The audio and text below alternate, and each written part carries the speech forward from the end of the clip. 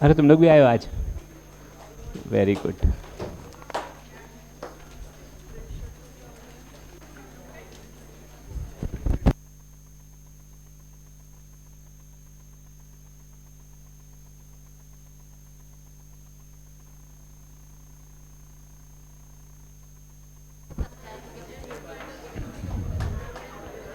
Okay,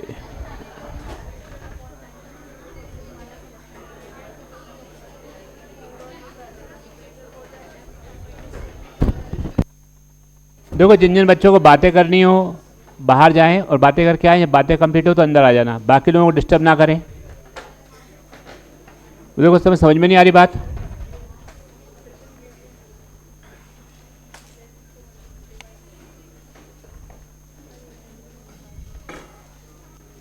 करो इस question को,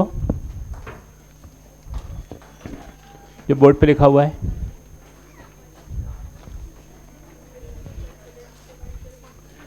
वो ऊपर लिखा बोर्ड पे।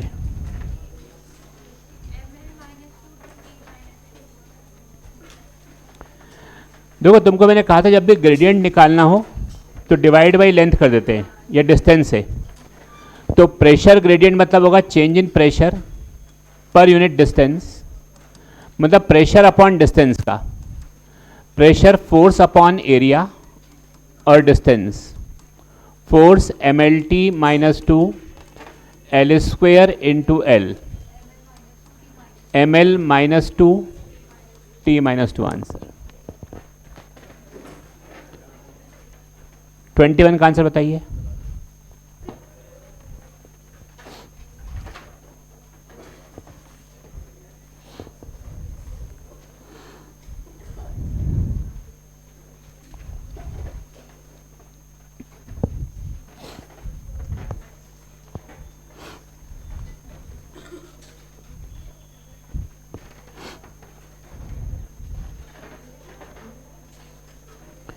Unit of Planck's constant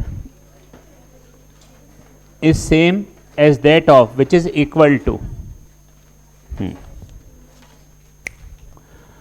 आओ अब सीखे नया कंसेप्ट।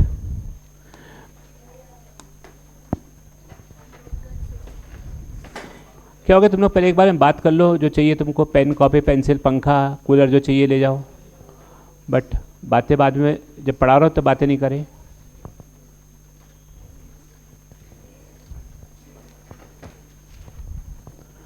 प्लैंक्स कांस्टेंट का dimensional formula H is equal to E upon nu से आया था, ml2 t minus 2 upon t minus 1, ml2 t minus 1,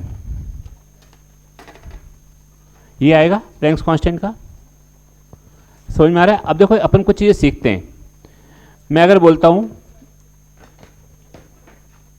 आप लोगों ने ये पढ़ा है एक जो आपने पढ़ा, देखो इस यूनिट डायमेंशन जितने चैप्टर में पढ़े सबके फॉर्मूले रिवाइज हो रहे हैं। हर चैप्टर का कोई ना कोई फॉर्मूला आप टकराने वाला है, यहाँ पर बीच बीच में मिलेगा अपने को। अपन ने एक फॉर्मूला पढ़ा था टॉर्क। टॉर्क का मतलब होता है फोर्स इनटू परपेंडिकुलर डिस्टेंस, याद है? इसको हम मूवमेंट ऑफ फोर्स भी कहते हैं। जब भी हम परपेंडिकुलर डिस्टेंस से कोई चीज़ को मल्टीप्लाई कर देते हैं ना, तो उस चीज़ का ये मूवमेंट बन जाता है, मूवमेंट ऑफ फोर्स। उसके अबाउट क्या रोटेशनल इफेक्ट आएगा, मूवमेंट ऑफ फोर्स। याद करो एक फॉर्मूला और, अच्छा मूवमेंट ऑफ फोर्स। तो टॉर्क का डायमेंशनल फॉर्मूला कितना आ जाएगा बताओ, ml2 t माइनस 2। ऐसे ही अपन ने एक और पढ़ा था परपेंडिकुलर डिस्टेंस मल्टीप्लाई करने वाला फॉर्मूला एंगुलर मोमेंटम, याद है? एंगुलर मोमेंटम पढ़ा था, मोमेंटम इनटू परपेंडिकुलर डिस्टेंस। तो इसको अपन इस भाषा में क्या बोलेंगे, पढ़ के बताओ। मोमेंट ऑफ, बोलो मोमेंट ऑफ प्रेशर, नहीं मोमेंटम होता है ये, मोमेंटम इनटू परपेंडिकुलर डिस्टेंस होता है ना, तो क्या होगा मोमेंट ऑफ मोमेंटम। तो moment of momentum is called angular momentum. इसका dimensional formula momentum mass into velocity into L. तो कितना आएगा बोलो, ml2 t माइनस 1। देखो इसके जैसा आ रहा है, h के जैसा। तो प्लैंक्स कांस्टेंट का डायमेंशनल फॉर्मूला एंगुलर मोमेंटम के जैसा होता है, और एंगुलर मोमेंटम को मोमेंट ऑफ मोमेंटम भी कहते हैं। टॉर्क को मोमेंट ऑफ फोर्स कहते हैं। याद है ये बात, आपने रोटेशनल मोशन में पढ़ा था पूरा ये। मोमेंट ऑफ फोर्स मतलब टॉर्क, मोमेंट ऑफ मोमेंटम मतलब angular momentum, moment of linear momentum is angular momentum, moment of force is torque. अब पढ़ो 21 क्वेश्चन देखो। मोमेंट का मतलब होता है परपेंडिकुलर डिस्टेंस से मल्टीप्लाई किया गया। उसके अबाउट रोटेशनल इफेक्ट हम जब निकाल रहे होते हैं किसी बॉडी का, कोई चीज का रोटेशनल इफेक्ट निकालते हैं तो उसको मोमेंट बोलते हैं। Moment of inertia, moment of force, moment of linear momentum, यही होता है।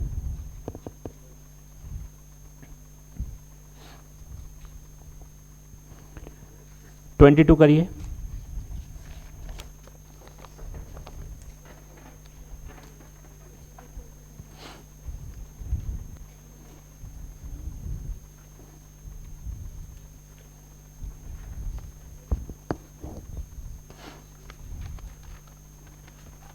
हो गया ये? 22 करो।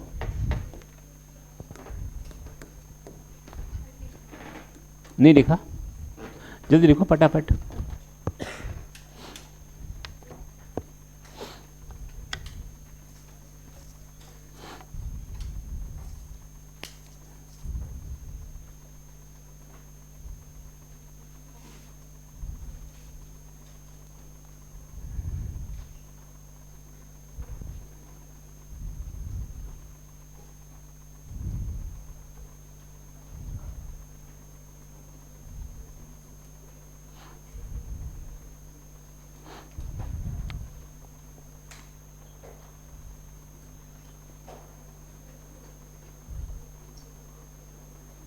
चलिए 22 का आंसर कितना आया? बोला वॉल्यूम ऑफ क्यूब निकालना है, साइड 1 सेंटीमीटर है, तो सीजीएस में आंसर क्या 1 सेंटीमीटर क्यूब हो जाएगा। ये समझ में आया कैसे लिखा मैंने? Length into breadth into height. इसको मीटर क्यूब में चाहिए तो 1 सेंटीमीटर 10 की पावर -2 मीटर होता है, उसका क्यूब कर दो तो 10 की पावर -6 मीटर क्यूब। आंसर हो गया। कन्वर्जन 23 करो इसके बाद अपने आप।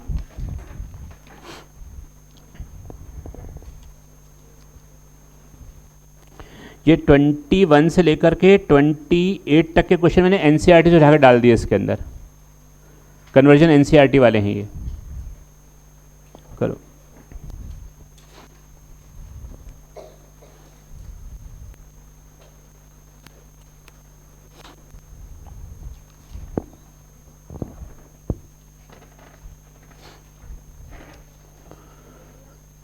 The surface area of a solid cylinder इतना, हाइट इतना। बताओ सिलेंडर का सरफेस एरिया का फॉर्मूला को बताएगा?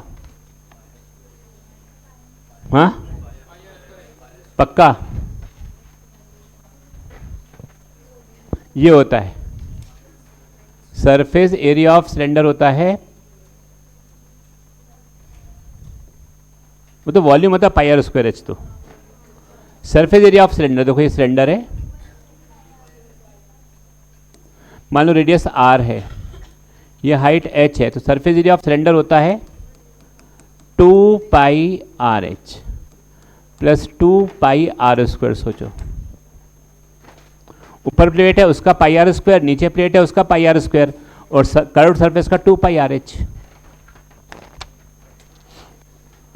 तो इसमें हमको दिया हुआ है हाइट दिया हुआ है और रेडियस दिया हुआ है, तो 2 पाई बाहर ले रहा हूं मैं और एक r भी बाहर ले रहा हूं, तो अंदर बचेगा h प्लस आर। तो 2 पाई और r के बदले है हमारे पास 2 सेंटीमीटर, हाइट है 10 प्लस 2। बोले समझ में आ रहा है ये? तो कितना हो गया 4 पाई इंटू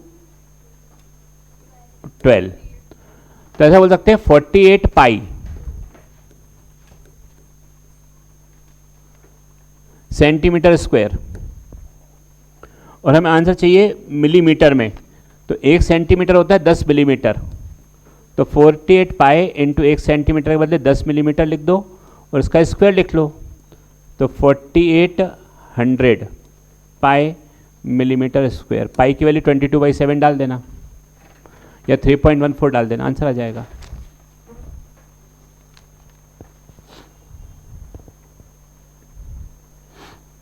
ट्वेंटी 24 करो इसके बाद।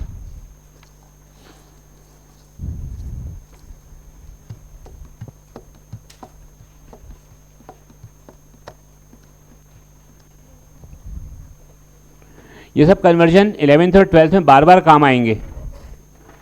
4-5 कन्वर्जन से तुम्हें सिखा रहा हूँ कि आगे हम जब 11th और 12th के कन्वर्जन पढ़ेंगे, कोई न्यूमेरिकल करेंगे तो कैसे उसको कन्वर्ट करते रहेंगे। ठीक है, लिख नहीं रहे तुम? लिख रहे हो? लिखो।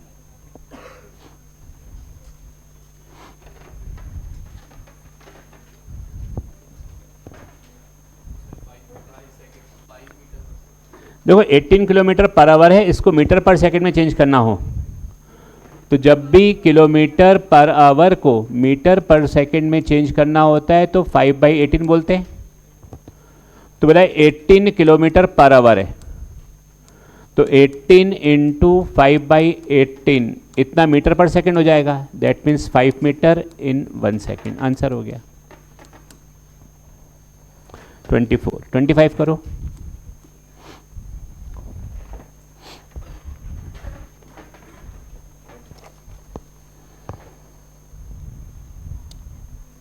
सबसे बन जाएगा।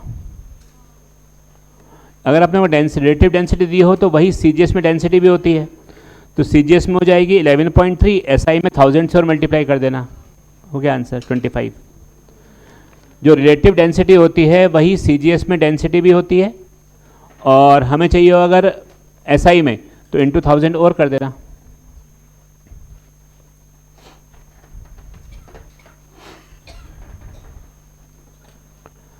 ट्वेंटी 27 करो, नहीं 26। ये कन्वर्जन तुम्हें अब जैसे 12वीं में जाओगे तो सब आवश्यकता पड़ेगी, 11वीं 12वीं में आगे हर जगह जरूरत पड़ती कन्वर्जन की, वही सीख रहे हैं कैसे कन्वर्ट करते हैं।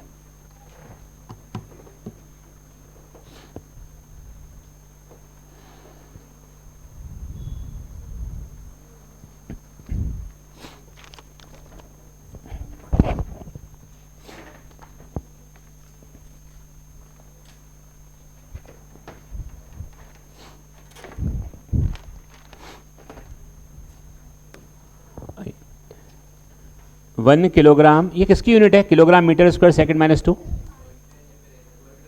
वर्क डन, एनर्जी, इन सब की यूनिट है ना। तो ऐसा लिखा है 1 kilogram metre square upon second square.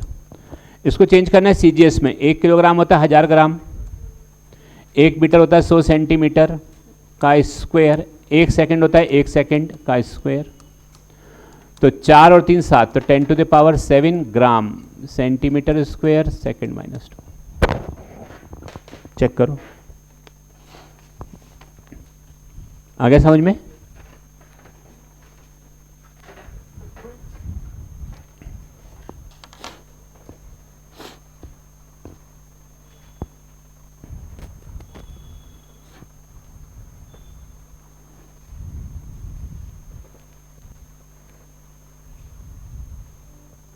चलिए करिए 27 करो, उसके बाद 27, 28।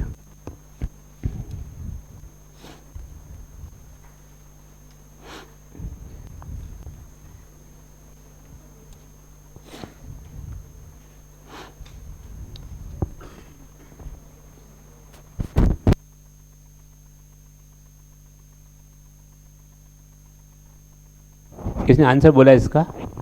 28 का, नहीं 27 करो। 27 करो, टाइम दे रहा हूँ 1 मिनट करने के लिए पूरा।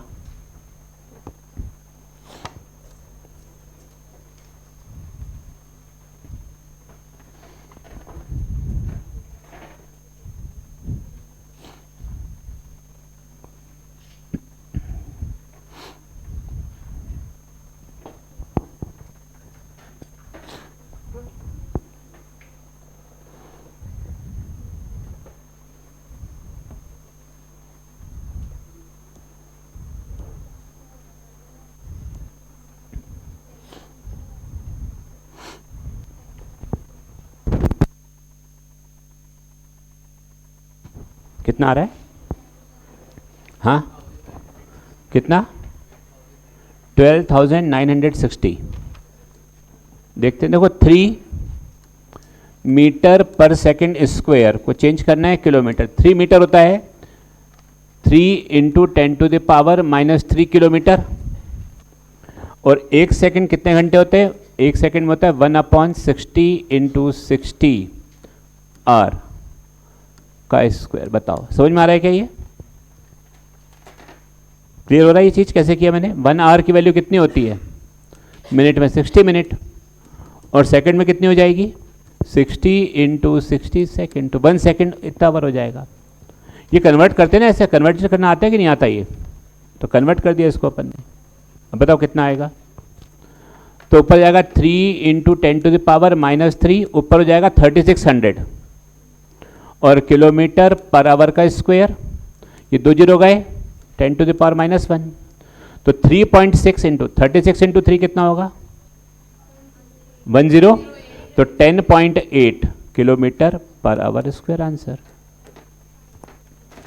ये किस चीज की यूनिट है? यहां पर ये काय की यूनिट है? ये acceleration. Kilometre per hour square या मीटर पर सेकंड स्क्वायर, ये सब एक्सेलरेशन की यूनिट है।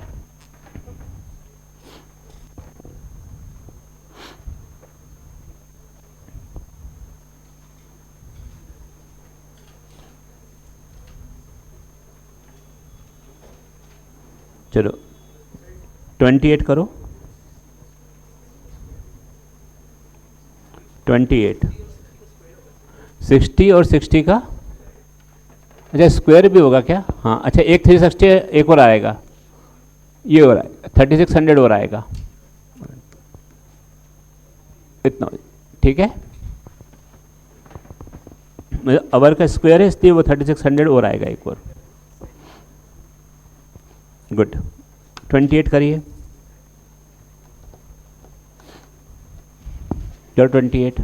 इस फेस टेस्ट में जहाँ तक अपन कल तक पढ़ेंगे, कल छुट्टी कब से तुम लोगों की? फ्राइडे से। आज क्या है? वेडनेसडे। फ्राइडे को क्लास लगेगी क्या? नहीं, तो कल तक का दे देंगे कि आज तक का दे दें? आज तक का दे देंगे। शुरू से लेके आज तक पूरा ही आएगा ना सिलेबस? तो शुरू से लेके आज तक का, कल वाला नहीं देंगे। नहीं, कल वाला भी देंगे।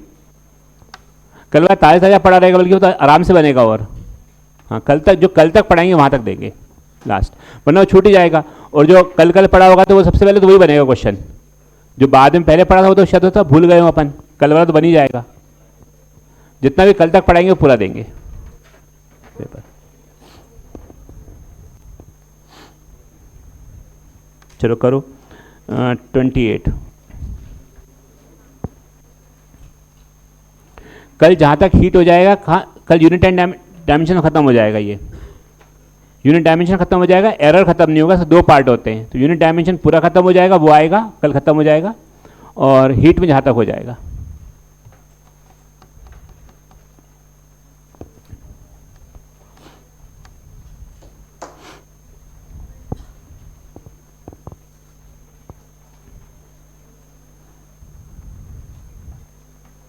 चलो करो।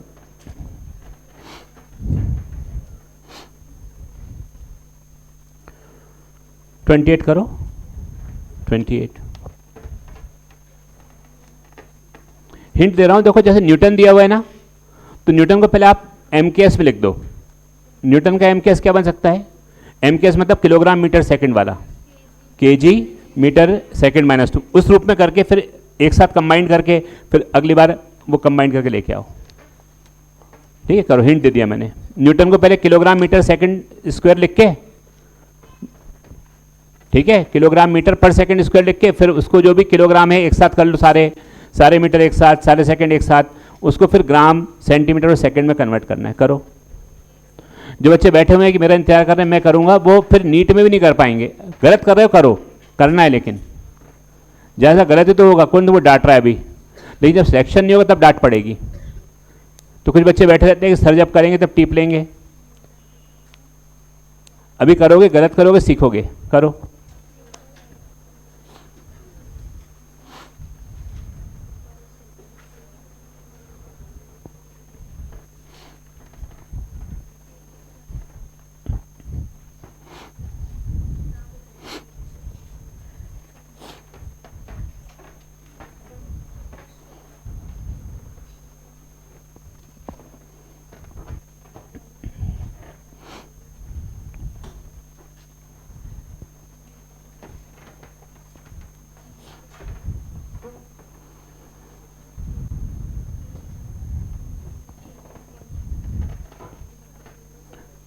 सीधे बैठो बेटा तुम।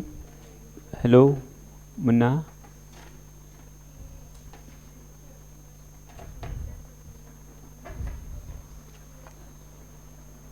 चलो देखो इसको ऐसे लिख सकते हो क्या, 6.67 10⁻⁻11 न्यूटन के बदले kilogram metre second -2 into metre square into kilogram की पावर -2, ऐसा लिखा हुआ है। तो फाइनली इसको ये लिख सकते हैं 6.67 10⁻⁻11 kilogram -1 metre cube second -2। 6.67 10⁻⁻11 metre cube upon kilogram second square, ऐसा भी इसको लिख सकते हैं। अब कन्वर्ट कर लो इसको, ये तो था क्वेश्चन। हाँ क्या आंसर आ रहा है? -8 देखते हैं, सेम।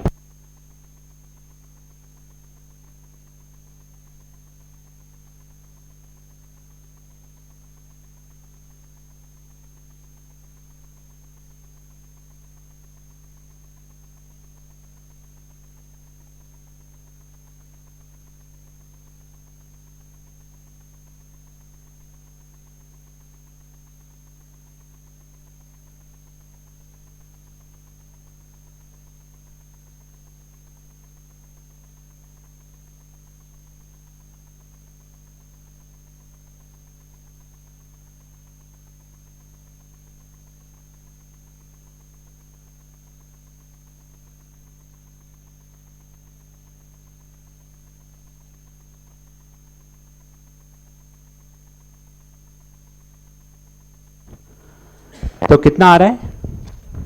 देखो ऐसे लिखेंगे 6.67 10⁻⁻11 1 मीटर क्यूब मतलब 10⁻6 सेंटीमीटर क्यूब, डायरेक्ट लिख दिया मैंने। 1 किलोग्राम मतलब हो जाएगा 10⁻3 ग्राम, और सेकंड टू सेकंड ही रहेगा, तो ये और ये गया तो -8 6.67 10⁻⁻8 सेंटीमीटर क्यूब ग्राम -1 सेकंड -2, आंसर हो जाएगा। कन्वर्जन ऐसे कन्वर्ट करते हैं यूनिट को। बिना कन्वर्जन के आप 11th और 12th का कोई भी न्यूमेरिकल आगे कर ही नहीं पाओगे, इसलिए यहाँ पर 5-6 क्वेश्चन एक साथ डाल दिए मैंने कि आप कन्वर्जन सिखा सके। यहाँ पर कन्वर्जन आएगा तो ही आगे न्यूमेरिकल कर पाएंगे, कि हर क्वेश्चन में आगे मैक्सिमम टाइम कन्वर्जन करना ही पड़ेगा। तो ऐसे करते कन्वर्ट एक सिस्टम ऑफ यूनिट को दूसरे सिस्टम ऑफ यूनिट में। समझ में आ रहा है? कन्वर्जन कर लोगे जितने भी न्यूमेरिकल आएंगे। अब अगले 20 चैप्टर में 12th और 11th के जो चैप्टर बचे हुए 15 वो और 4-5 ये। समझ में आता है कन्वर्जन? चलिए 29 करके बताओ क्या आंसर आना चाहिए। 29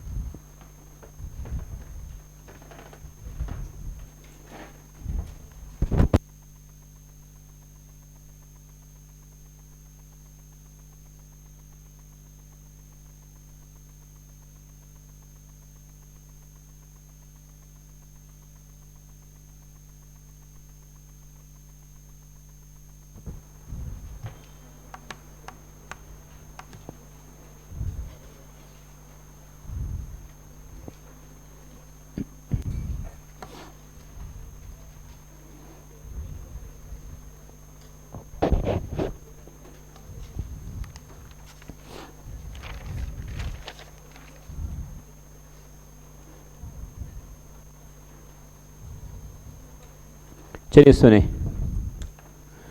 आज तुम्हें सिखाता हूँ एक कंसेप्ट नया।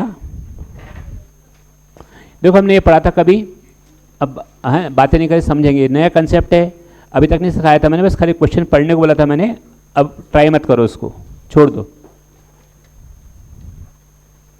छोड़ दो। अब ये समझो ना, फिर पुराना करोगे फिर ये नया समझ में नहीं आएगा तुमको, फिर नया फिर पूछते रहोगे इधर उधर। भागते रहेंगे अपन। देखो अपन ने ये पढ़ा था, ये तो मुझे मीटर और सेंटीमीटर में यूनिट बड़ी कौन सी होती है? मीटर बड़ी यूनिट होती है और सेंटीमीटर छोटी होती है। कितने टाइम्स बड़ी होती है? 100 टाइम्स, 100 टाइम्स। क्योंकि ऐसा होता है, देखो 1 मीटर इज इक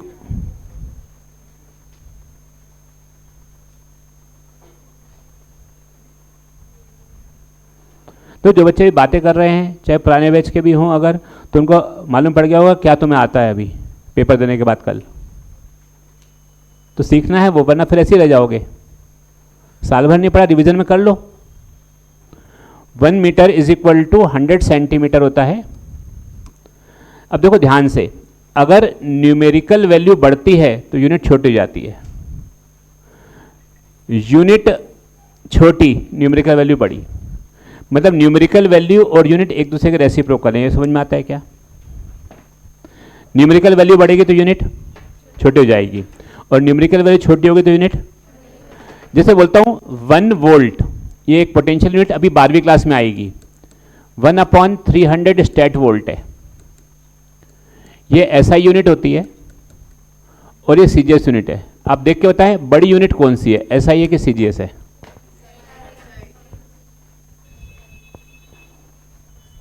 बोर्ड पे देखो, मेरी तरफ, अपने बोर्ड पे, सब बच्चे बोर्ड पे देखे तो ज़्यादा समझ में आएगा। न्यूमेरिकल वैल्यू बढ़ेगी, यूनिट छोटी हो जाएगी, न्यूमेरिकल वैल्यू छोटी होगी, यूनिट बड़ी हो जाएगी। बताइए कौन सा बड़ा है? वोल्ट बड़ा है कि स्टेट वोल्ट बड़ा है? बड़ी वैल्यू कौन सी है, 1 है कि 1/300 है? बड़ी वैल्यू, मैं तो वैल्यू बोल रहा हूं, मैग्नीट्यूड तो बोल नहीं रहा, वैल्यू, न्यूमेरिकल वैल्यू। बड़ा कौन सा है, छोटा कौन सा है? तो जब छोटी वैल्यू हो तो यूनिट बड़ी होती है, और बड़ी वैल्यू हो तो यूनिट छोटी होती है। अब सोचो फिर से, तो कौन बड़ा है, सीजीएस बड़ा है कि एसआई बड़ा है? तो ये जरूरी नहीं कि हर बार एसआई बड़ा हो, सीजीएस बड़ा भी हो सकता है। तो अभी आएगी एक यूनिट 12वीं क्लास में, ये वाली 1 volt equal to 1/300 stat volt, तो वहां पर सीजीएस यूनिट बड़ी होगी और एसआई यूनिट छोटी होगी। इतनी बात समझ में आ रही है? तो यहां से हम ये सीखे, न्यूमेरिकल वैल्यू बढ़ेगी तो यूनिट कम होगी, न्यूमेरिकल वैल्यू 100 गुना बढ़ेगी तो यूनिट 100 गुना कम होगी। नीचे मत देखो, न्यूमेरिकल वैल्यू 100 टाइम्स बढ़ी, यूनिट 100 टाइम्स कम, न्यूमेरिकल वैल्यू 300 टाइम्स बढ़ी, यूनिट 300 टाइम्स छोटी। बताओ कौन सी यूनिट छोटी है, वोल्ट छोटी है कि स्टेट वोल्ट छोटी है? हाँ, कितने टाइम्स छोटी है? 300 गुना छोटी है। जितने गुना न्यूमेरिकल वैल्यू बढ़ती है उतने गुना वो छोटी हो जाती है। अब हमारा क्वेश्चन था 29, इन अ पर्टिकुलर सिस्टम, कोई सिस्टम है यूनिट का, CGS, MKS, FPS, ABC, XYZ, कोई भी यूनिट है, बोला उसमें यूनिट ऑफ मास और यूनिट ऑफ टाइम की बात चल रही है, और हमें क्वेश्चन में दिया है 8 जूल। जूल को एमकेएस में कैसे लिख सकते हैं? एमकेएस मतलब किलोग्राम मीटर सेकंड में कैसे लिख सकते हैं, तुम बताओ। हाँ तुम बताओ, देखो किलोग्राम मीटर और सेकंड के फॉर्मेट में कैसे लिख सकते हैं? 8 जूल को, 8 जूल को हम कैसे लिख सकते हैं किलोग्राम मीटर और सेकंड के रूप में? नहीं पता, शाबाश। क्या लिख सकते हैं 8 जूल को? 8 बोलो, kilogram metre square upon second square, ये लिख सकते हैं इसको ऐसा। तो अब क्वेश्चन में बोला गया है जो मास की यूनिट है, ये मास की यूनिट मैंने अब कर दी है नई वाली, न्यू वाली जो मास की यूनिट है वो कर दी है ट्वाइस, तो ये 2 किलोग्राम कर दी, और लेंथ में कोई चेंज नहीं करा, और टाइम की यूनिट कर दी है हमने हाफ, तो s/2 का स्क्वायर। समझ में आ रहा है? ये क्या चेंज किया मैंने, न्यूमेरिकल वैल्यू चेंज करी हुई है कि यूनिट चेंज करी हुई है? तो देखिए यूनिट कैसी हो गई, पहले ये यूनिट थी, अब यूनिट हो गई 8 kilogram metre square upon second square. पहले यूनिट ये थी, अब यूनिट ये हो गई। बताओ यूनिट बढ़ गई कि छोटी हो गई? यूनिट ये पहले ये थी, अब ये हो गई यूनिट। अभी मैंने ये न्यूमेरिकल वैल्यू लिखी ही नहीं है, एक बार फिर से ये लो, बड़ा बड़ा देखते हैं 8, और समझना अच्छे से, अगर एक बार भी एक शब्द छोड़ोगे तो कुछ समझ में नहीं आएगा फिर। अच्छे से समझो इसको। 8 जूल लिखा है मैंने और दूसरी बार रिपीट नहीं करूंगा। अब मैं 8 के बदले कुछ नहीं लिख, 8 के बदले 80 लिख रहा हूं। इसको kilogram metre square second minus लिख सकते हैं क्या? मैं अभी इसको छोड़ देता हूं, इसको कुछ नहीं लिख रहा, यहां लिखूंगा, फिल इन द ब्लैंक्स भरूंगा मैं अभी। किलोग्राम जो था नई सिस्टम में जो यूनिट है 2 किलोग्राम हो गई है। मीटर में कोई चेंज नहीं हुआ और सेकंड की यूनिट आधी हो गई है, तो नई यूनिट ये हो चुकी है। ये यूनिट है, ये यूनिट है और ये न्यूमेरिकल वैल्यू है। तो न्यूमेरिकल वैल्यू फिल नहीं करी मैंने, यूनिट के बारे में लिखा। तो पहले यूनिट ये थी, पहले यूनिट 1 किलोग्राम थी, अब यूनिट कितनी हो गई? 2 किलोग्राम। पहले यूनिट मीटर थी, अभी भी मीटर है। पहले यूनिट थी 1 सेकंड, अब कितनी हो गई? 1/2 सेकंड। फिर सुनो, पहले यूनिट 1 किलोग्राम थी, अब कितनी हो गई? यूनिट हुई है ये, मैंने भी न्यूमेरिकल वैल्यू नहीं लिखा। क्वेश्चन में दिया हुआ है कि यूनिट इतने टाइम्स कर दी। पहले यूनिट 1 मीटर थी, अब कितनी है? 1 मीटर स्क्वायर ही है। पहले यूनिट 1 सेकंड थी, अब कितनी हो गई? अभी 1/2 सेकंड का स्क्वायर हो गई।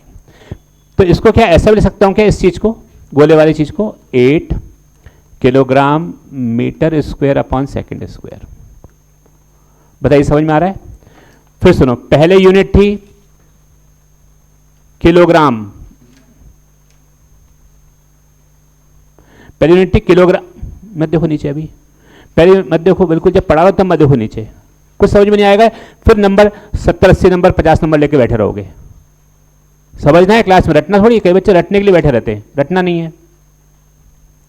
पहले यूनिट क्या थी, वरना इतनी डिटेल में क्यों सिखा रहा है मैं, रट लो तुम भी। पहले यूनिट पढ़ के बताओ, क्या पूरी यूनिट पढ़ के बताओ कितनी थी? 1 यूनिट, सिर्फ unit 1 kg metre square second square. Unit तो यही है ना, यूनिट कितनी है? 1 kg मीटर स्क्वायर सेकंड। अब यूनिट क्या है?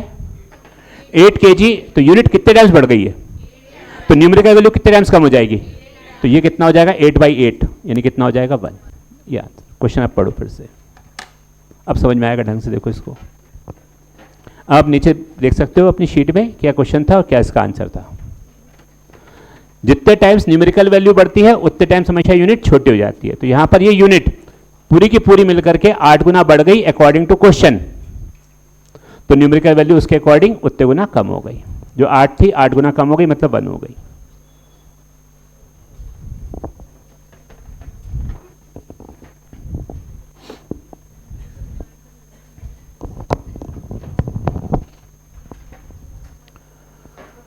क्लियर है अब ये? चलिए बताओ, 30 का आंसर सब बच्चे बता सकते हैं अपने आप। Select the pair of dimensions which have same dimensions. Pressure and stress का सेम होता है, बिल्कुल सही है। Pressure and stress same.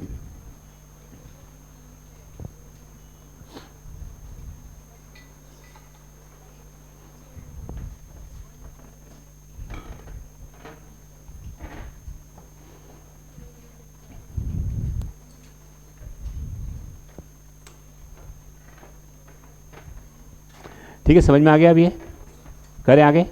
अब नया टॉपिक स्टार्ट करें। CCQ1 का काम कंप्लीट हो गया। CCQ2 के लिए आप कंसेप्ट सीखेंगे। CCQ2 ये लास्ट कंसेप्ट है, इससे अपन सारे अब CCQ DMT सब करते रहेंगे।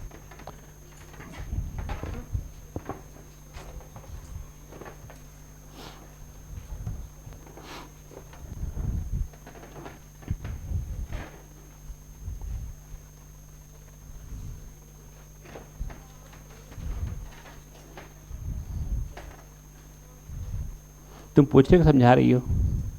समझ में नहीं आया तुमको? तुम इससे समझ रही हो? चलो वेरी गुड, समझाओ समझाओ समझाओ। तुमको मरवा दिया इसने बीच में फालतू। तुम समझ रही हो इससे? मुश्किल कितनी देर से, आधा घंटा समझाता रहा एक क्वेश्चन को, उसका तुम मुझसे समझ रही हो?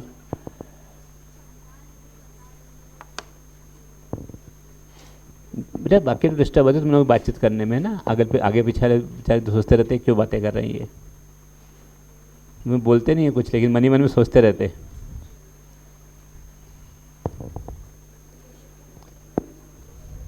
चले लिखे next heading. Principle of homogeneity. अब सारे क्वेश्चन इसी से होंगे। प्रिंसिपल ऑफ होमोजेनिटी,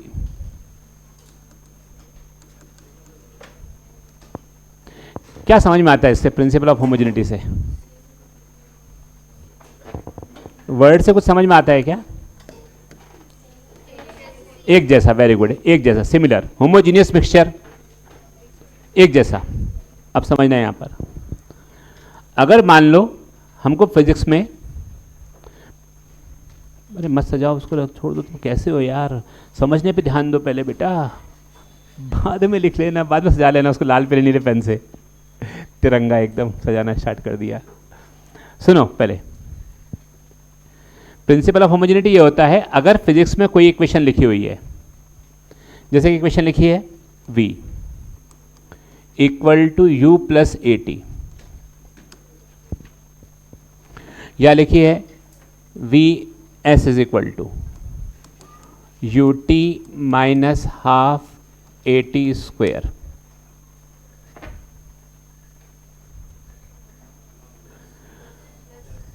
माइनस भी होती है रिटार्डेशन में। वाह, अच्छा बताओ इसमें टोटल टर्म्स कितनी है? टोटल टर्म बताइए इसमें, टोटल टर्म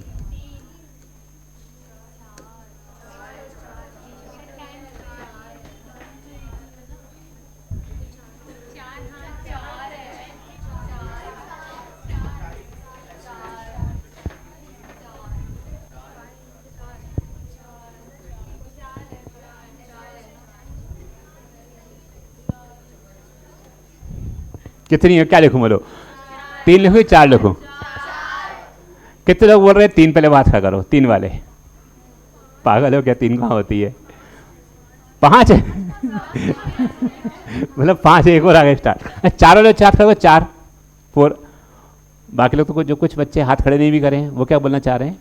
4। चलो मैं लिख देता हूं, सुनो सुनो, total physical quantities, physical quantities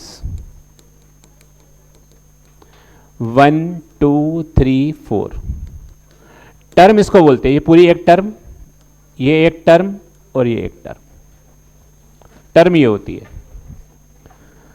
तो अभी जब मैं कुछ स्टेटमेंट बताऊंगा तो उस स्टेटमेंट में वर्ड यूज करूंगा टर्म। तो टर्म मतलब ये समझना पूरी चीज मिला के एक टर्म होती है। मैं फिजिकल क्वांटिटी वर्ड यूज करूंगा ही नहीं, अब मैं यूज करूंगा टर्म। तो अगर फिजिक्स में कोई इक्वेशन सही है, if any equation is correct, अब करेक्ट कौन सी है? जितनी भी हमने अभी तक पढ़ी है ना वो सब करेक्ट है। जो भी पढ़ी, हमें गलत कोई इक्वेशन पढ़ी, सब सही पढ़ी हुई है। तो अगर फिजिक्स में कोई इक्वेशन करेक्ट है तो 100% गारंटी कि जितनी भी टर्म्स लेफ्ट हैंड साइड पर हैं, टर्म्स, और जो भी टर्म्स राइट हैंड साइड पर हैं, उनके डायमेंशनल फॉर्मूला सेम होंगे। किसके डायमेंशनल फॉर्मूला सेम होंगे? लेफ्ट हैंड साइड और राइट हैंड साइड की फिजिकल क्वांटिटी के, टर्म्स के। मैंने क्या बोला? टर्म्स के डायमेंशनल फॉर्मूला सेम होंगे। बताओ इसका डायमेंशनल फॉर्मूला क्या होता है? वेलोसिटी का बताओ। LT माइनस 1, इस वेलोसिटी का प्लस एक्सेलरेशन का इनटू टी। तो कैसे बोल सकते हैं? LT minus 1 equal to LT minus 1 plus L। तो बताओ किसका डायमेंशनल फॉर्मूला सेम आ रहे हैं? फिजिकल क्वांटिटीज क्या आ रहे हैं, टर्म्स क्या आ रहे हैं? तो अगर फिजिक्स में कोई भी इक्वेशन में पड़ी है और वो सही है तो ये 100% गारंटी है कि लेफ्ट हैंड साइड में जो टर्म्स हैं और राइट हैंड साइड में जो टर्म्स हैं उनके डायमेंशनल फॉर्मूला एक जैसे होंगे। होमोजीनियस, होमोजेनिटी, सेम सेम होंगे। इसको देखो जरा, बताओ एस का डायमेंशनल फॉर्मूला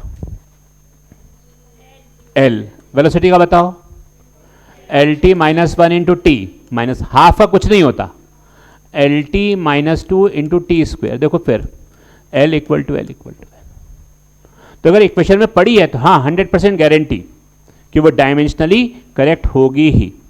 समझ में आ रही बात सब लोगों को? ये कोई दिक्कत तो नहीं? अच्छा, हमने U और A को ऐड किया है कि U और AT को ऐड किया है? तो हम उन्हीं दो टर्म्स को ऐड कर सकते हैं जिनके डायमेंशनल फॉर्मूला सेम हो, या हम उन्हीं दो टर्म्स को माइनस कर सकते हैं जिनके डायमेंशनल फॉर्मूला सेम हो। ये होता है प्रिंसिपल ऑफ होमोजेनिटी, कि किसी भी फिजिकल इक्वेशन में लेफ्ट हैंड साइड और राइट हैंड साइड की जितनी भी टर्म्स होते हैं उनके डायमेंशनल फॉर्मूला कैसे होते हैं, सेम। प्लस हम उन्हीं दो क्वांटिटी को प्लस या माइनस कर सकते हैं जिनके डायमेंशनल फॉर्मूला कैसे हो, सेम। लिखो, स्टेटमेंट लिखा रहा हूं।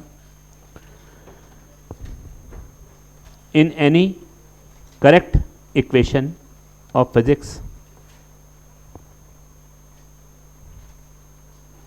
in any correct equation of physics,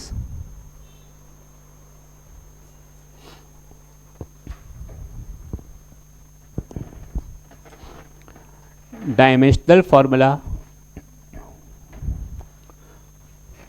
in any correct equation of physics, dimensional formula of left hand terms and right hand terms of LHS terms and RHS terms are same.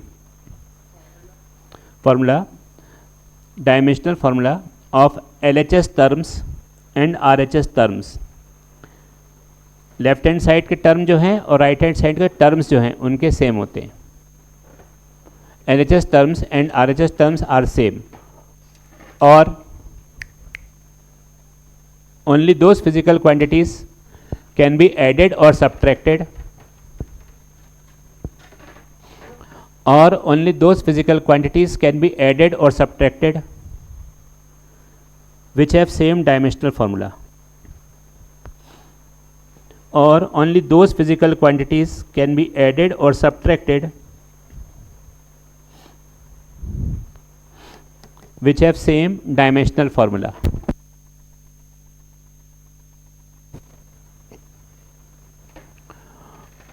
Only those physical quantities can be added or subtracted which have same dimensional formula. समझ में आ गई बात सब लोगों को? ये sorry, only those, physical लिखा दिया मैंने, only those terms can be added और सब्ट्रैक्टेड। टर्म्स लिख लो उसको, फिजिकल गलत लिखा दिया मैंने। Only those terms can be added और subtracted which have same dimensional formula. Only those terms can be added और subtracted which have same dimensional formula. बताओ, u और a को ऐड कर सकते हैं, सही है गलत है? u वेलोसिटी, a एक्सेलरेशन, और u और at को माइनस कर सकते हैं क्या? कर सकते हैं, ये मैंने लिखवाया। Only those terms can be added और subtracted which have same dimensional formula. इतनी बात समझ में आ गई? चलिए, अच्छा ये बताओ, तुमने एक फॉर्मूला ये पढ़ा था, displacement of body in TH second, ये तुमने पढ़ा होगा, displacement of body in TH second. याद है क्या था? u प्लस ए। अच्छा एक चीज आपको बताता हूँ, फिजिक्स में अगर कोई इक्वेशन सही है तो 100% गारंटी डायमेंशनल फॉर्मूला सही होंगे ही, वरना सही होगी ही नहीं वो equation. u plus A by two into 2t minus 1, t लिख दिया ना, nth सेकेंड था, nth के tth लिख दिया मैंने। बताओ ये इक्वेशन डायमेंशनली सही है कि गलत है? देखो जरा, चेक करके देखो, चेक चेक, सही है। देखते हैं, रानी बोल रही सही, कैसे रानी बताएगी अभी बोर्ड पे आगे कैसे सही है? तुमको बुला रहा हूँ मैं, हाँ बिल्कुल, मैं माइक दूंगा तुमको, अभी तुम समझाओगे सबको कैसे सही है, ये तुम्हें समझाना है। तब तक सोच लो मन मन में क्या समझाऊंगी मैं आप स्टेज पर आकर के। गलत है, अभी तो सही बोल रही तुम। अच्छा, मैंने कहा फिजिक्स में, लेकिन अगर कोई इक्वेशन आपने पढ़ी तो 100% गारंटी सही होती है, वरना वो इक्वेशन सही नहीं है, ये भी मैंने कहा। या तो मैं गलत बोल रहा हूँ या ये इक्वेशन गलत है, दो बातें हो सकती है, आइदर टीचर और ये इक्वेशन।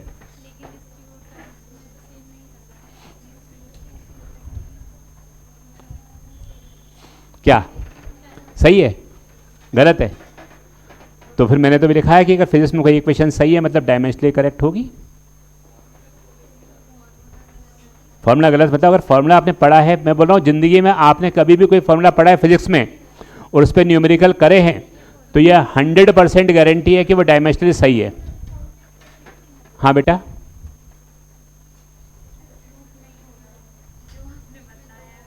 जो मैंने बताया वो सही नहीं हो रहा है ना। अब देखो सही है, इसमें भी सही है, तुम देख नहीं रहे ढंग से, देखो अभी दिखेगा कि एक टर्म ये, एक टर्म ये, एक टर्म ये, सही है। चलो ये तुम्हारा नाम बताओ। अंजलि। सही है। अच्छा, क्वेश्चन समझ में आ रहा है मेरा? ये पक्का है, ये अपनी कॉपी में लिख लो, ऐसे लिख लो, कॉपी में लिखो, कॉपी में अगर, ऐसे लिखना, अगर, यदि, इफ, जो इच्छा हो, any equation is correct then it is also dimensionally correct. ये 100% गारंटी है। ये मैं शुरुआत से ऐसे दिखाते हुए चल रहा हूं। चलो सुनो, अभी किसी कुछ बोलना तो बोल लो, जब मैं फिर सिखाऊंगा तब मत बोलना, तब अपने कमेंट मत देना एक्स्ट्रा। हाँ, टी एच है, एन एच सेकेंड। यूनिट क्या आती है इसकी, अब तुम सॉल्व करते हो तो नहीं, जब बोलते हो displacement in an H second निकालते हो तो क्या मीटर पर सेकेंड यूनिट आती है कि मीटर आती है? तो फिर एम अपॉन टी क्यों लिखेंगे, एल लिखेंगे, हैं? सही है कि गलत है इतना बस क्या है वो तो सिखाऊंगा बेटा। सही है कि गलत है ये मेरा क्वेश्चन है। क्वेश्चन देखो, उसका आंसर दो। अपन क्वेश्चन कुछ और है, आंसर कुछ और दे रहे हैं। सही और गलत, इतना तो क्वेश्चन है बस। चलो मैं सिखाता हूं। हाँ सही बोल रही हो मदिया, सही बोल रही हो तुम, हैं? तुम सही या गलत बोलो बस, खाली सही या गलत। क्या? अरे बोलो तो कोई, कुछ मुंडी डाली, उस मुंडी को समझ नहीं आता क्या होता है। गलत है, गलत है, सही है, सही है, गलत है, गलत है, सही है, सही है। सुनो, अब सुनो, मैं सिखाता हूँ। देखो एक चीज़ मैं एक बार तुम्हें सिखा रहा हूँ मैं ये, उसके बाद कभी भी अगर आपने, देखो दिखने में तो आपको दिख रहा है गलत है, बिल्कुल 100% गलत दिख ही रहा है वो तो। डिस्प्लेसमेंट का डायमेंशनल फॉर्मूला क्या होता है? वेलोसिटी का एल टी माइनस, मतलब लेफ्ट हैंड साइड और राइट हैंड साइड का अलग अलग हो ही गया। कभी कभी जो दिखता है ना वैसा होता नहीं है वो। देखो मैं बेटा फिर बोल रहा हूं, जब मैं पढ़ाऊंगा ना तो अपने कमेंट मत देना सबको ऐड कर देंगे मैंने, अभी बोल दो पहले ही। फिर क्या वो उसमें तुम आधा अधूरा ज्ञान बहुत खतरनाक होता है। तुमने आधा बोल दिया, आधा मैं छोड़ दूंगा। अधूरा ज्ञान बहुत खतरनाक है, पूरा ज्ञान या तो नहीं हो बिल्कुल ठीक है, तो हम अटेम्प्ट ही नहीं करेंगे, नेगेटिव करेंगे ही नहीं। लेकिन अगर ज्ञान हो तो फिर पूरा हो, है ना। अधूरा ज्ञान वेरी डेंजरस। सुनो, तो अभी दिखने में जो, अच्छा फिर मैं बोल रहा हूं, जैसा जो दिखता है जरूरी नहीं कि हर बार वो ऐसा हो, ठीक है। अभी दिखने में दिख रहा है कि वेलोसिटी एल है, ये एल टी माइनस 1 है, ये एल टी माइनस 2 और ये टी है। देखो इसका हम बेसिक पे जाते हैं। मोशन इन 1D का कंसेप्ट सिखा रहा हूं तुमको, वहीं से स्टार्ट कर रहा हूं। M1D का, M1D डिस्प्लेसमेंट जैसे हमको निकालना है, जैसे ऐसा बोलते हैं क्वेश्चन में 0 1 2 3 4, 1D पढ़ा रहा हूं थोड़ा सा, 1 2 3 4 5। आपसे बोला डिस्प्लेसमेंट इन 5 सेकेंड निकालो, तो displacement in 5 second u into 5 plus half a into 5 का स्क्वायर अगर एक्सेलरेटेड मोशन है तो। डिस्प्लेसमेंट इन 4 सेकेंड निकालो, तो u into 4 plus half a into 4 का स्क्वायर, याद है ये चीज। 5 सेकंड का displacement ut plus half A T square, 4 second का displacement ut plus half A T square. तुम सीधे बैठो बेटा, सीधे बैठो, या फिर या यहाँ से बैठना, सीधे बैठे। क्लास में बैठे तो आप सीधे बैठे, तो फिर बाहर जाके बैठ सकते हैं, मुझे कोई दिक्कत नहीं है, बट क्लास में एकदम सीधे। ut plus half A T square, और ये भी हो जाएगा ut plus half A T square. इतनी बात समझ में आई सब लोगों को? ये क्या है? डिस्प्लेसमेंट 4th सेकंड में है कि 4 सेकंड में? 4। और नीचे वाला क्या है? डिस्प्लेसमेंट इन, अच्छा इसको देखो ध्यान से, ये first second, second second, third second, 4th second, 5th second, तो ये डिस्प्लेसमेंट 5th सेकंड का है। तो डिस्प्लेसमेंट इन 5th सेकंड अगर मुझे निकालना हो तो मैं ऐसा ही बोल सकता हूं, displacement of 5 second minus displacement of 4 second. बताइए, ये होना चाहिए ना। अच्छा, ऐसे डिस्प्लेसमेंट इन 10th सेकंड निकालना हो तो क्या करेंगे? Displacement in 10 second minus displacement in 9 second. ऐसे ही अगर मान लो बेटा मुझको निकालना हो डिस्प्लेसमेंट इन टीएथ सेकंड, ये निकालना है टीएथ सेकंड का डिस्प्लेसमेंट, तो हम बोलेंगे टी सेकंड का displacement U T plus half A T square minus T minus 1 second का displacement u into T minus 1 plus half A into T minus 1 का स्क्वायर। बताइए समझ में आ रहा है? हाथ रख के बैठो बेटा। मैं एक तुम्हें सिखा रहा हूं पूरा डिटेल में, बाकी कभी अगर लगे ना कि हमने इक्वेशन पढ़ी है फिजिक्स में कोई इस पर न्यूमेरिकल कर रहे हैं तो बोला डायमेंशनली करेक्ट है, भले कितना भी मन कर रहा हो, दिखने में लिख रहा हो, मन कर रहा हो डायमेंशनली गलत है, पहले ये ऑप्शन दिख रहा है डायमेंशनली गलत है, हाथ चलने वाला हो डायमेंशनली गलत है, मत करना। डायमेंशनली करेक्ट है अगर आपने पढ़ा है तो। पढ़ा है तो कैसा है? ये प्रूफ कर रहा हूं अभी। चलो ये बताओ, जैसे यहां पर मैं पढ़ा था u और at, इन दोनों को ऐड किया था ना, तो किन दो क्वांटिटी को ऐड कर सकते हैं जिनके डायमेंशनल फॉर्मूला उन दो टर्म को, मतलब u और at का सेम होगा ना। जैसे कहता हूं a प्लस बी लिखा है तो किस किस का सेम होगा? ये पक्की बात है। a माइनस बी लिखा है तो a और b का सेम होगा। ये अगर दो क्वांटिटी को प्लस या माइनस किया तो 100% गारंटी उनका डायमेंशनल फॉर्मूला सेम ही होगा। आइए देखिए, मैं फिर से लिख रहा हूं डिस्प्लेसमेंट इन टीएथ सेकेंड,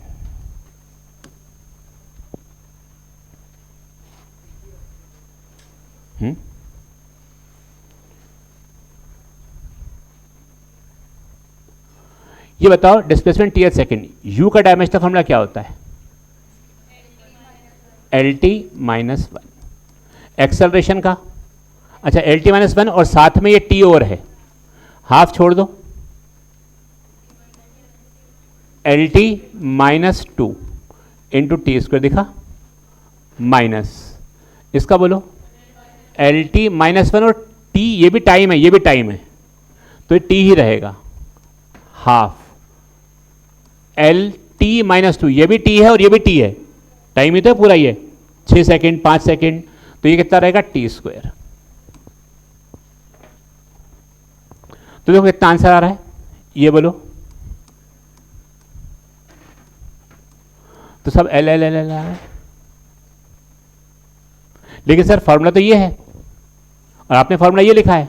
अब वो देखा ध्यान से, ये मैंने तुमको बता दिया कि अभी सेम आ रहा था, है ना। अब देखो मैं इसको पे ना भी भूल जाएंगे।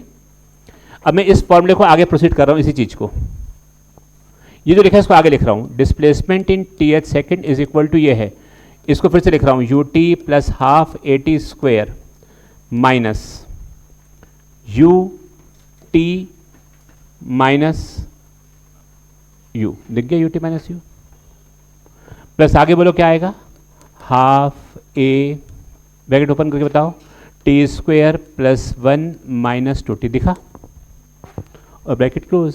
चलो आगे बताओ डिस्प्लेसमेंट इन टीएथ सेकेंड बोलो, ये फिर से लिख देता हूं, यू टी कहाँ गया, U T minus you into 1 plus half A T square plus 1 का square minus 2 into T into 1। बताओ दिख रहा है ऐसा? कुछ समझ में आ रहा है क्या लिखा? अब बताओ आगे ब्रैकेट ओपन करो कितना आते जाएगा, you T plus half A T square, आगे करें minus U T plus you into 1 minus, very good, minus half A T square, आगे माइनस हाफ ए इंटू 1 का स्क्वायर प्लस 2 से 2 गया ए टी इंटू 1। दिख रहा है सबको ये? सीधे बैठो बेटा। तो क्या यू टी से यू टी निपटा दें और हाफ ए टी स्क्वायर से हाफ ए टी स्क्वायर निपटा दें? तो डिस्प्लेसमेंट इन टीएथ सेकेंड आ कितना, देखो बताओ, यू इंटू 1 प्लस आगे बोलो plus A into T into 1 minus half A into 1 का स्क्वायर, ऐसा आ रहा है ना। क्या इसमें से इसको ऐसे लिख सकते हैं हम, u इंटू 1 प्लस, अगर मान लो मैं इसमें से a/2 बाहर निकाल लूँ, a/2 बाहर निकालो तो अंदर क्या बचेगा 2t इंटू 1। देखो ये a/2 बाहर निकाला मैंने तो अंदर क्या बचा मेरे पास 2t इंटू 1 बचेगा ना, और फिर यहां कितना बचेगा माइनस a/2 बाहर निकाला तो 1 का स्क्वायर। तो क्या लिखा है u plus a/2 into 2t minus 1। समझ में आया? ऊपर देखो क्या लिखा हुआ मैंने, ये यहां से आया था। आपने मैंने t सेकेंड का डिस्प्लेसमेंट निकाला, फिर किसका निकाला t माइनस 1 का, दोनों को माइनस किया तो लास्ट आंसर अपना ये आता है u plus a/2 into 2t minus 1। समझ में आ रही बात? बताओ ये इसके डायमेंशनल फॉर्मूला कितना होगा s का, बताओ सब बच्चे बोलेंगे u का, और 1 तो टाइम है ना, तो LT माइनस 1 इंटू टी कितना बन जाएगा, ये 1 है ना, 1 सेकेंड, t माइनस 1 सेकेंड, 1 तो टाइम ही है, तो इसका कितना बन जाएगा L। चलो इसका बोलो एक एक्सेलरेशन का, और ये t और ये भी t है, t स्क्वायर में से t स्क्वायर जाएगा फिर t स्क्वायर बचेगा, यूनिट में से यूनिट जाने पर माइनस जीरो नहीं होता, t square minus T square कितना बचेगा t square into LT minus 2 कितना बचेगा L। और यहां पर भी क्या बचा और वहां पर भी क्या है, भले दिखने में नहीं दिख रहा है लेकिन असली कहानी बीच की ये है। समझ में आ रहा है ये? तो ये पूरा का पूरा इसका स्टेटमेंट का सॉल्यूशन जो है, मतलब कंसेप्ट का जो एक्सप्लेनेशन है, किताब होती है HC वर्मा, उसमें बहुत डिटेल में दिया हुआ है ये ऐसा। तो वहां से निकाल के तुम्हें बताया है।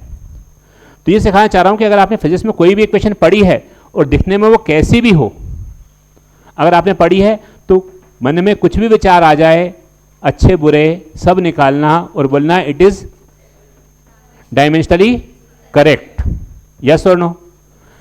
अच्छा ये बताओ, मैं तो बताओ ये इक्वेशन बताओ, v equal to U plus 380 सही है कि गलत है? न्यूमेरिकली गलत है बट डायमेंशनली।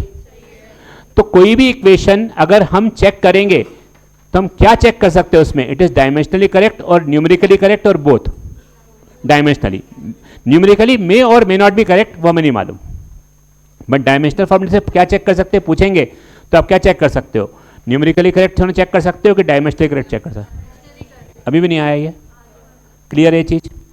अगर कोई इक्वेशन फिजिक्स में सही है तो क्या बोलोगे 100%, बट अगर हमें मालूम है न्यूमेरिकली करेक्ट है तो हम बोल भी सकते हैं, बट ऐसा पूछे कि डायमेंशनल फॉर्मूले से क्या चेक कर सकते हैं, तो whether it is dimensionally correct और नॉट, न्यूमेरिकली मे और may not be correct but dimensionally correct हम चेक कर सकते हैं।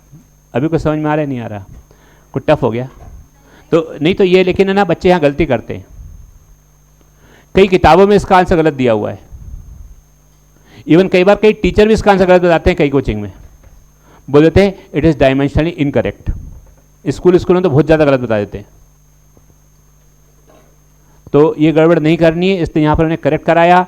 मेरी बात आप मान के रखेंगे, अगर फिजिक्स में आपने कोई भी इक्वेशन 11वीं में, 12वीं में, 10वीं में, 9वीं में, 8वीं में, पहली से लेकर 12वीं तक कोई भी इक्वेशन पढ़ी है फिजिक्स की और उससे क्वेश्चन करे हैं तो 100% guarantee it is dimensionally correct. ठीक है, बोलना भी नहीं कुछ।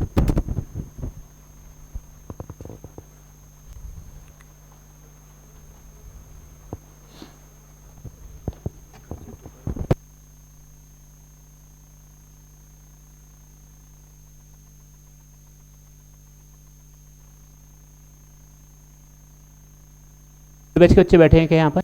ओल्ड बैच वाले बच्चे हाथ खड़ा करो। जो कल पेपर हुआ था तुम्हें लग रहा है उसमें कोई आंसर में करेक्शन होता चाहिए, गलत है आंसर कोई, लग रहा है ऐसा कोई? सारे चेंज कर दो सर आप तो, जो हमने लिखे वो कर दो। अभी तो कोई नहीं बोल रहा है ना, तो मैंने एक काम करो, वहाँ पर जील बैच बैठा होगा उससे एक बार बात कर लो, वो ज़्यादा बेहतर रहेगा, उन्होंने सोचा शायद एनालिसिस कर लिया हो।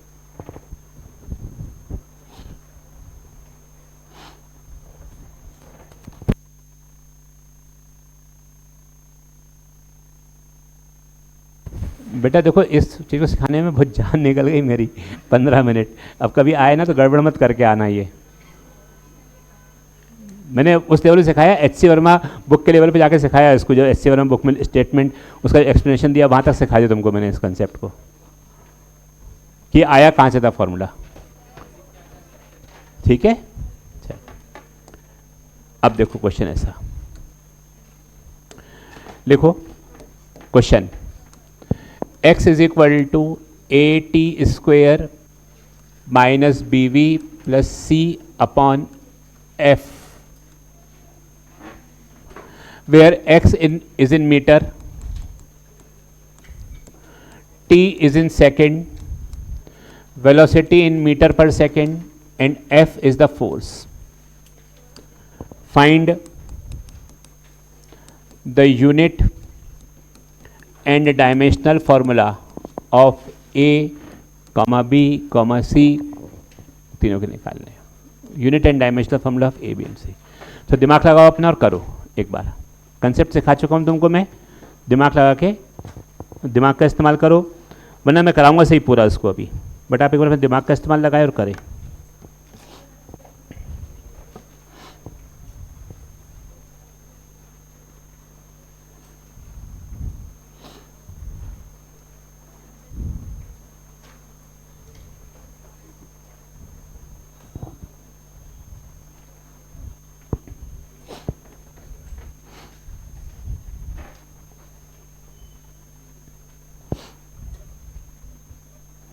ये सही इक्वेशन लिखी है मैंने, एक कोई सही इक्वेशन है फिजिक्स की वो लिखी है। अच्छा बताओ क्या सोचते हो, अगर सही इक्वेशन तो क्या होना चाहिए? बस खत्म, वेरी गुड। दो सबको अलग अलग करके इक्वेट करते जाओ कि इसका डायमेंशनल फॉर्मूला इसके जैसा होगा, फिर इसका भी इसके जैसा होगा, और इसका भी इसके जैसा होगा। इक्वेट करके आंसर निकालते जाओ, वेरी गुड, करो।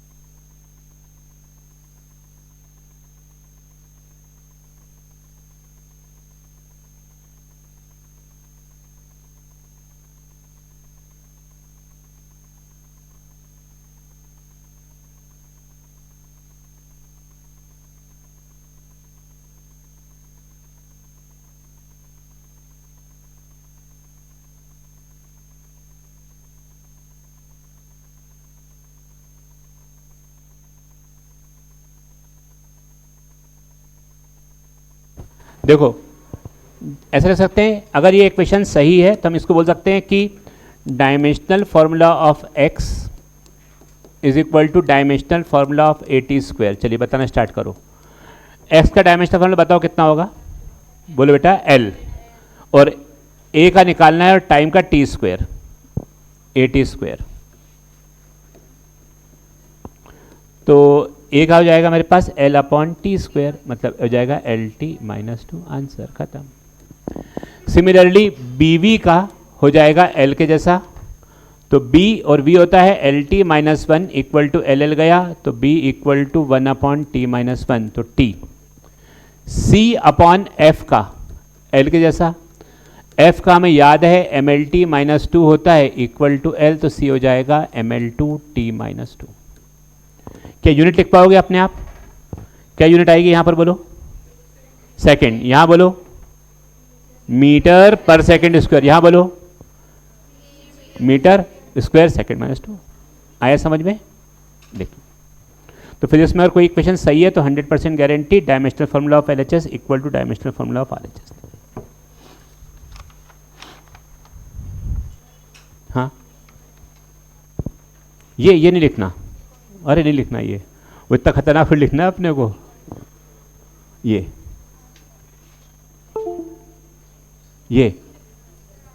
और आगे ये मदिया क्या बोल रही बेटा? ये मतलब कि बस अपनी नॉलेज के लिए रख लो याद अपनी नॉलेज में कि फिजिक्स में सर ने बताया था, अगर हमने बचपन से लेके जब से अपन पैदा हुए हैं ना तब से लेके आज तक जितनी भी क्वेश्चन नीट के पेपर तक पढ़ी होंगी वो सब डायमेंशनली करेक्ट होती हैं। अगर हमने पढ़ी है फिर किताब में तो वो डायमेंशनली करेक्ट है, वो गलत मत करके आना। इसलिए मैंने तुमको रटवा दिया ये चीज़, क्योंकि बहुत इंपॉर्टेंट क्वेश्चन है ये। बच्चे यहाँ पर हमेशा गलती करते हैं, तो इसलिए वो उसको रटवा दिया एकदम। लेकिन रटवाया ऐसे नहीं, फिर समझा दिया पूरा, फिर रटने के लिए बोला। ऐसे फिजिक्स में रटते नहीं है कुछ भी, जब तक समझ में नहीं आया तब तक मत रटो कोई भी चीज़।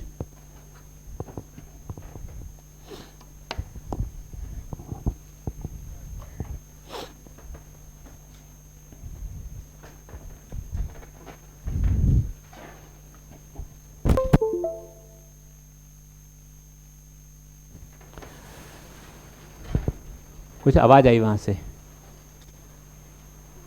मैसेज आया है?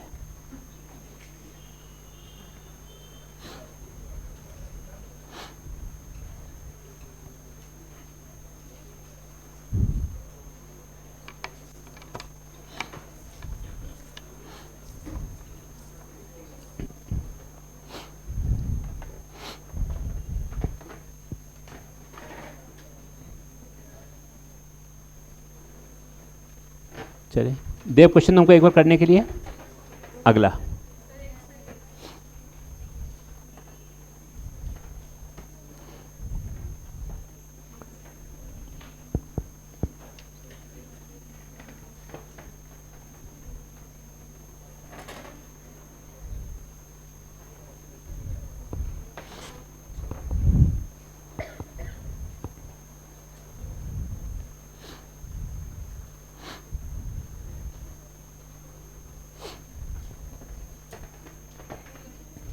हो गया, चलो अगला क्वेश्चन करके बताओ सब को अपने आप।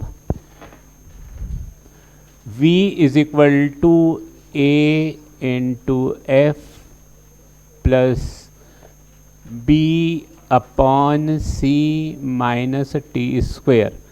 ए बी और सी, V मतलब वेलोसिटी है, F मतलब फोर्स है, T मतलब टाइम है। नोटेशन एज यूजुअल जो है वही है, करिए।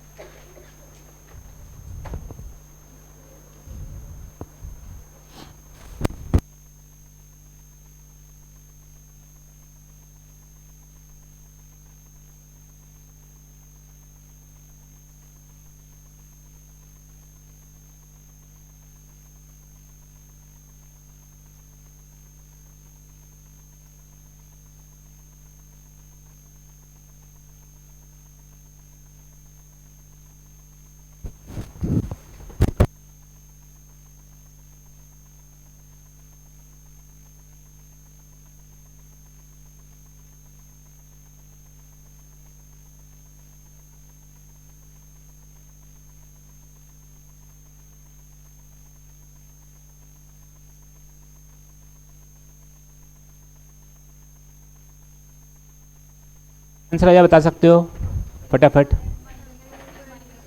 आंसर आया बता सकते हो उसका? हाँ करो करो। हाँ किस नहीं, पूरे तीनों एक साथ लाओ, तीनों निकालने, ऐसा नहीं एक नहीं, तीनों निकालो फिर बताओ।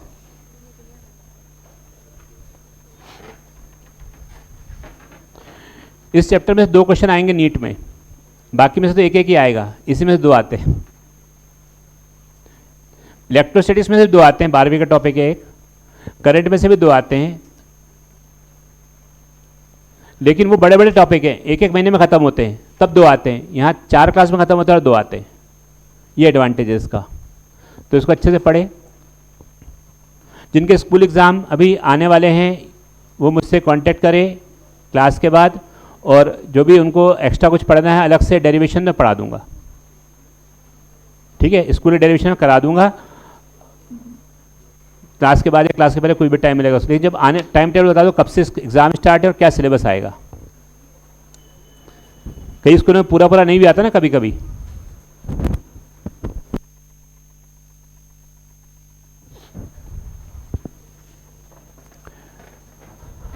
चलो बताओ कितना आया, तुम बताओ आंसर आखिरी में। हाँ गला खा कॉपी में दिखा दो, चलो कॉपी दिखाओ। आ रहा हूँ मैं कॉपी में तो बात देखने के लिए, तो गला खराब है।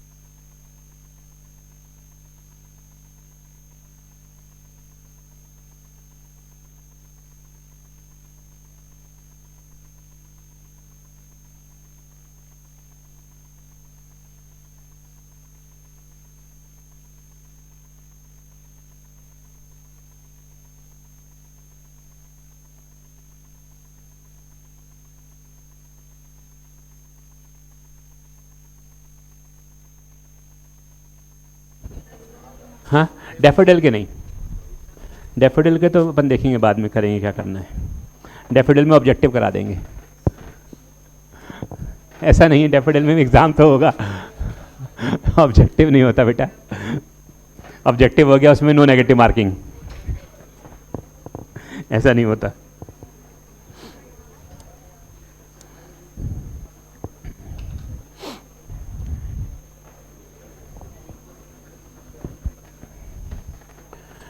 देखो ए एफ का वी के जैसा होगा, A M L T minus two का एल टी माइनस वन होगा, एल एल गया तो A is equal to T minus one upon M T minus two होगा। इसका मतलब हो जाएगा कि ये हो जाएगा m माइनस वन और t plus one, m minus one T one. कितने बच्चों का ये आंसर आया? -1 किलोग्राम -1 सेकेंड। दो बच्चों का आंसर आया, 3 4 5 6 7। सही है। चलो अब बताओ बी का कितना आया? बी का किसका आया? L T. चलो सुनो, अब सुनो सुनो सुनो सुनो सुनो, अब यहां पर थोड़ा फंस गए अपन, तो फंस जाए तो आप एक चीज देखो, इन दोनों को हमने माइनस किया हुआ है, तो जिन दोनों को माइनस किया है 100% गारंटी उनका सेम होगा, तो सी का टी स्क्वायर होगा डायरेक्ट।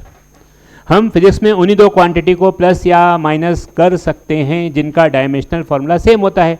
तो अगर हमने सी में से टी स्क्वायर को माइनस किया है तो 100% हो गया कि सी और टी स्क्वायर का सेम होगा। यस और नो? बताओ सही। मुझे आवाज में निकाल तो बोलते हाँ। इसका समझ में आ गया? समझ में नहीं आया? सब में मुंडी ऐसी हिलती है। इसका मतलब क्या होता है? यस भी होता है कि नहीं होता है? Pendulum type.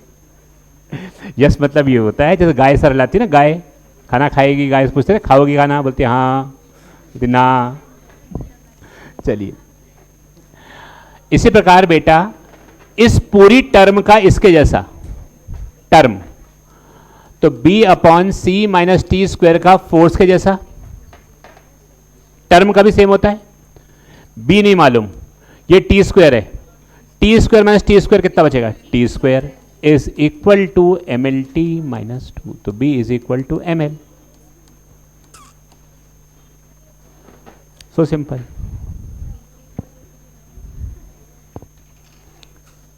आ गया समझ में?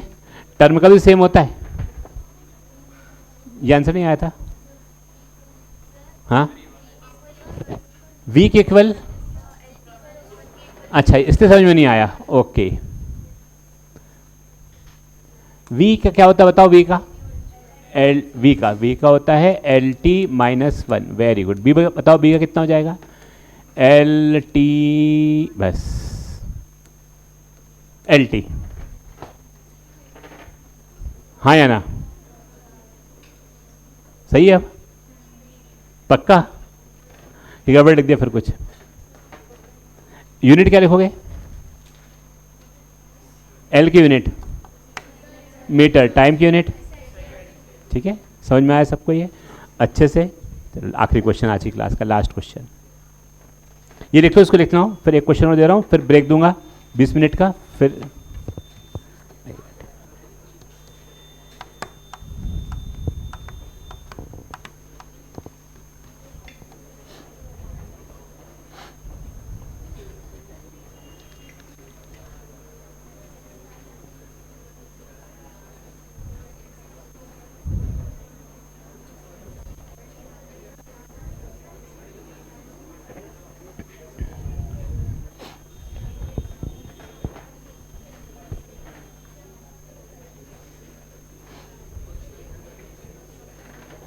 हो गया? चलिए, एक इक्वेशन दे रहा हूं तुमको मैं, van der Waals gas equation, van der Waals gas equation.